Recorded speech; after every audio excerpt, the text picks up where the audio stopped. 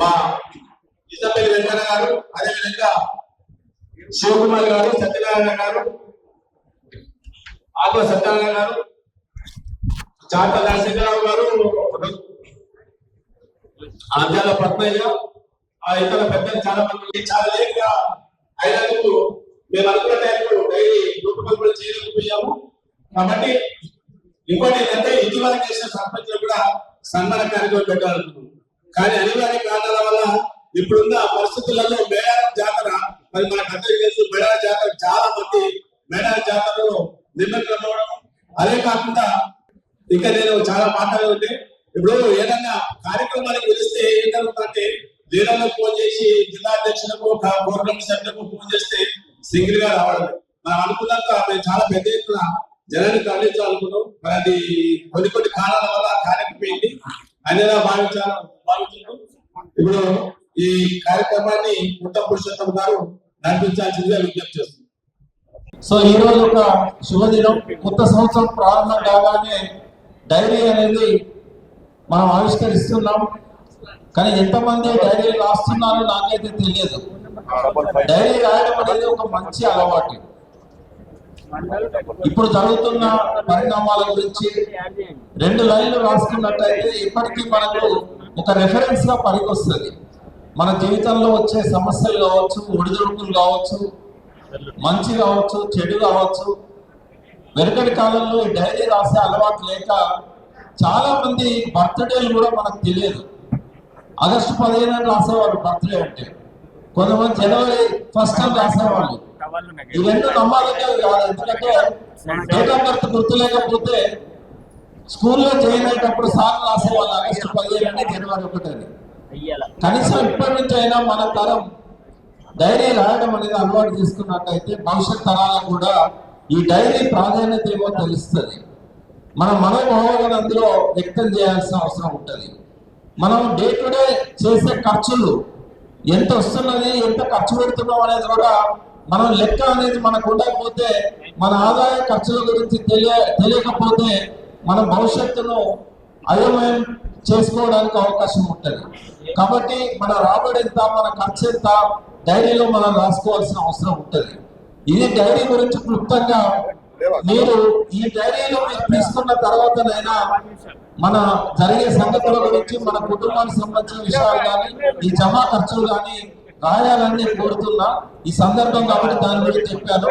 ఇక ముందు కాపుల సంబంధించిన అంశాలు మనం చూసినట్టయితే తెలంగాణ వచ్చిన తర్వాత కొంచెం నీళ్లు వచ్చినాయి. మన భూములన్నిటికీ కూడా నీళ్లు రావడంతో మళ్ళీ పంటలు పండుతున్నాయి. చాలా మంది గతంలో ఆత్మహత్యలు చేసుకున్న రైతులలో అత్యధికులు మున్నూరు కాపులే ఉన్నారు.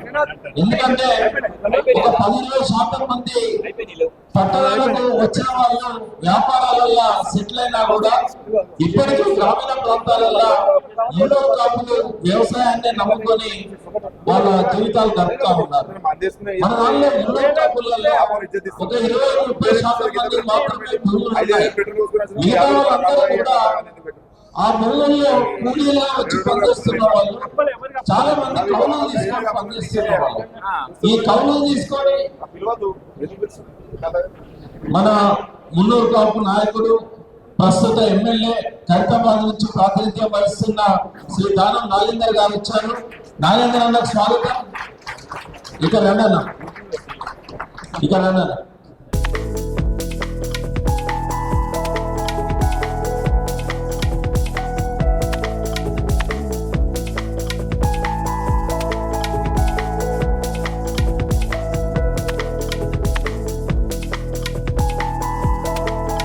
సర్పంచులని డైరీ కార్యక్రమానికి మాజీ మంత్రివర్యులు, మరి అదేవిధంగా ఇప్పుడు ఎమ్మెల్యే గారు దానం నాగేంద్ర రావడం జరిగింది. అదేవిధంగా గద్వాల జిల్లా డిసిసి అధ్యక్షుడు రాజారెడ్డి గారు కూడా రావడం జరిగింది. ఈ సమావేశంలో ఎందరో మహానుభావులు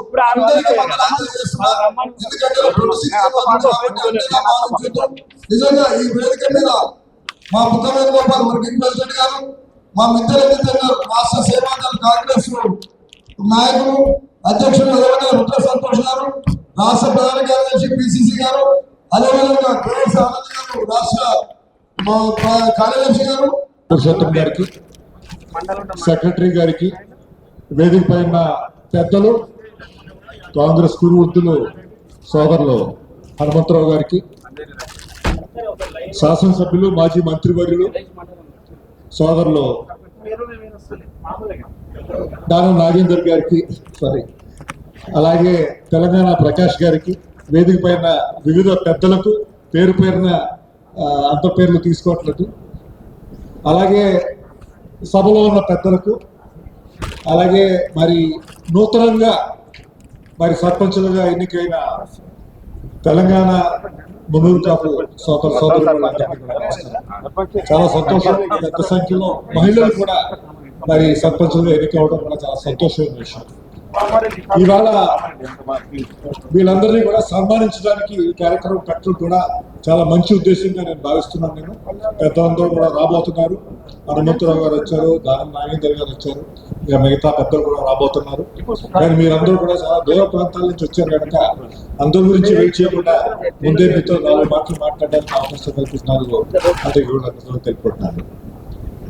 ఇవాళ ఇంత పెద్ద సంఖ్యలో మన మున్నూరు కాపు సోదర సోదరిమణులు మరి ఈ సర్పంచులుగా ఎన్నుకోవడం చాలా సంతోషమైన విషయం.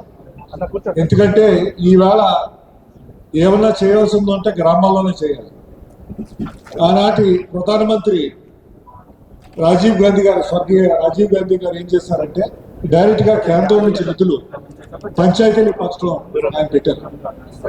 మన రాజ్యాంగంలో 73 అంశాల్లో సవరణ తీసుకొచ్చి డైరెక్ట్ గా నిధులు జనాభాని బట్టి డైరెక్ట్ గా పంచాయతీకి నిధులు వెళ్ళే విధంగా ఆనాడు సవరణ తీసుకురావడం జరిగింది. దానివల్ల మరి కేంద్రం నుంచి వచ్చే నిధులన్నీ కూడా డైరెక్ట్ గా పంచాయతీలకు వస్తాయి. అయితే ఆ వాటిని సద్వినియోగించుకోవడం మన చేతుల్లో ఉన్న విషయం. మీ అందరికీ తెలుసు, మీరందరూ కూడా ఎంత ఉత్సాహంగా ప్రజాసేవ చేయాలనే ఉద్దేశంతో మరి పబ్లిక్ లైఫ్ లోకి వచ్చారు. అయితే ఆ మార్పు, ఎటువంటి వాతావరణం మీ గ్రామాల్లో తీసుకొస్తారో మీ చేతుల్లో. రాష్ట్ర వ్యాప్తంగా జరిగిన లోకల్ బాడీ ఎలక్షన్స్ లో ప్రత్యేకంగా సర్పంచుల ఎలక్షన్స్ సంబంధించి మున్నూరు కాపులు ఎంతమంది అయితే సర్పంచులు మా సోదరులు కానీ సోదరి వాళ్ళు గెలిచారో వాళ్లకు సన్మాన కార్యక్రమంతో పాటు మున్నూరు కాపుల డైరీ ఆవిష్కరణ కార్యక్రమాన్ని ఈరోజు శ్రీకారం చుట్టడం జరిగింది పెద్దల ఆధ్వర్యంలో. మరి గెలిచినటువంటి సర్పంచులకు సన్మానించి వారికి ప్రత్యేకంగా ఒక ఆత్మధైర్యాన్ని కల్పించాలి.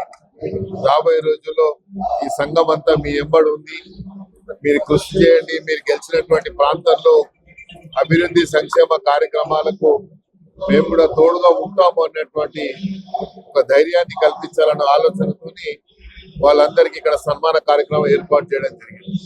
మరి వచ్చినటువంటి సర్పంచులందరికీ నేను శుభాకాంక్షలు తెలియజేసుకుంటూ, ఎవరైనా ఇంకా వేరే వారి మండలాల్లో కానీ వారి యొక్క ఏరియాలో కానీ ఓడిపోయి ఉంటే మీరు కూడా మరి ధైర్యాన్ని కోల్పోకూడదు. తప్పకుండా రాబోయే రోజుల్లో ఇంకా కృషి చేసి మరి మళ్ళీ ఇంకా ఎదగడానికి కృషి చేయాలని కూడా ఈ సందర్భంగా తెలియజేసుకుంటూ, ప్రధానంగా మున్నూరు కాపులకు ఉన్నటువంటి ఎన్నో సమస్యల మీద ప్రతి సందర్భంలో చర్చ జరుగుతూ ఉంది, కానీ దానికి సరైనటువంటి ఒక మార్గాన్ని మరి తీయలేకపోయినటువంటి పరిస్థితి ఉంది. కాబట్టి మేము ముఖ్యమంత్రి గారి దృష్టికి ఈ విషయాన్ని తీసుకెళ్లి మున్నూరు కాపులో కేటాయించినటువంటి ఏదైతే స్థలం ఉందో భవనానికి, ఆ భవనాన్ని నిర్మించడానికి ఒక 10 కోట్ల రూపాయలు ఆర్థిక సాయాన్ని ప్రభుత్వ పరంగా, ఎందుకంటే అన్ని కులాల వారికి ఇవ్వడం జరిగింది. రెడ్డి కులానికి 10 కోట్లు, వెల్మ కులానికి 10 కోట్లు, కమ్మ కులానికి 10 కోట్లు, ఇలా అన్ని కులాలకు ఇచ్చారు. కాబట్టి మున్నూరు కాపులు బలహీన వర్గాల వాళ్ళు ఈ రాష్ట్రంలో బలమైనటువంటి మరి శక్తిగా ఉంది. కాబట్టి మొన్న జరిగినటువంటి సెన్సస్ ప్రకారం కూడా 55% బీసీలో ఉన్నాం. కాబట్టి దాన్ని దృష్టిలో ఉంచుకొని ముఖ్యమంత్రి గారు తప్పకుండా ఒక 10 కోట్ల రూపాయల మున్నూరు కాపు భవనానికి కేటాయిస్తారని కూడా ఆశిస్తూ, తప్పకుండా ఒక రిప్రజెంటేషన్ కూడా త్వరలోనే కుల పెద్దలతో ఒక ఏర్పాటు చేసుకొని ముఖ్యమంత్రి గారు వచ్చిన తర్వాత వారిని అపాయింట్మెంట్ తీసుకొని వారితోని మరి 10 కోట్ల రూపాయలు ప్రభుత్వం ద్వారా శాంక్షన్ చేయించడానికి కూడా కృషి చేస్తామని కూడా ఈ సందర్భంగా తెలియజేసుకుంటూ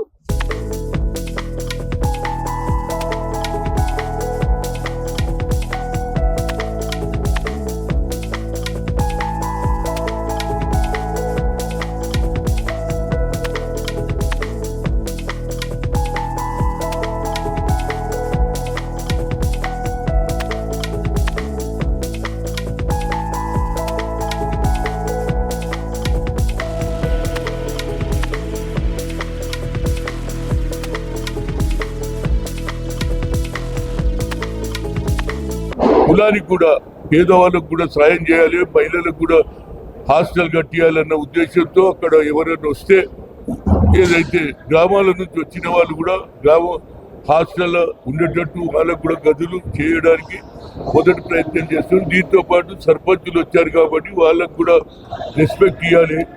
రేపు జిల్లా పరిషత్ చైర్మన్, మండల అధ్యక్షులు, అదేవిధంగా మేయర్ కావాలనేదే నా ముఖ్య ఉద్దేశం. తప్పనిసరిగా పదవులు వస్తాయి.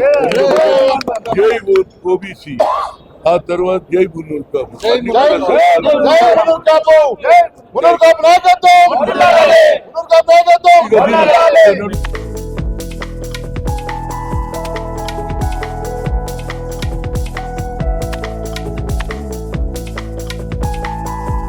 ఇటీవల జరిగిన సర్పంచ్ ఎన్నికల్లో మా మున్నూరు కాపు కుల బంధువులు దాదాపు 800 మంది గెలవడం జరిగింది.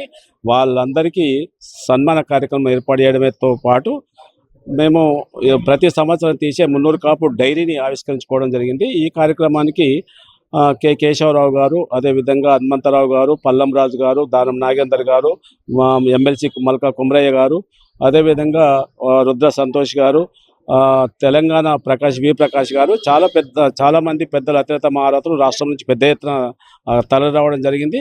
ఈ కార్యక్రమానికి మేము ముఖ్యంగా మా సర్పంచ్లకు పిలుపునిచ్చింది ఏంటంటే, రేపు రాబోయే మున్సిపల్ ఎన్నికల్లో, ఎంపీటీసీ, జడ్పీసీ ఎన్నికల్లో మన మున్నూరు కాపులను పెద్ద ఎత్తున గెలిపించుకోవాలని వాళ్ళ మీద గురుతరమైన బాధ్యత పెట్టడంతో పాటు రేపు మాకు గత ప్రభుత్వం కోకాపేటలో 5 ఎకరాల స్థలం ఇచ్చింది. 5 ఎకరాల స్థలం లో పెద్ద భవనం నిర్మించుకోవడానికి ఆర్థికంగా కులంలో ఉన్న ధనవంతులు ఆర్థికంగా తోడ్పాటును అందించాలి. వాళ్ళందరూ విరాళాలు ఇవ్వడంతో పాటు ప్రభుత్వం కూడా ఒక 10 నుంచి 15 కోట్ల రూపాయలు కేటాయించాలని డిమాండ్ చేయడం జరిగింది.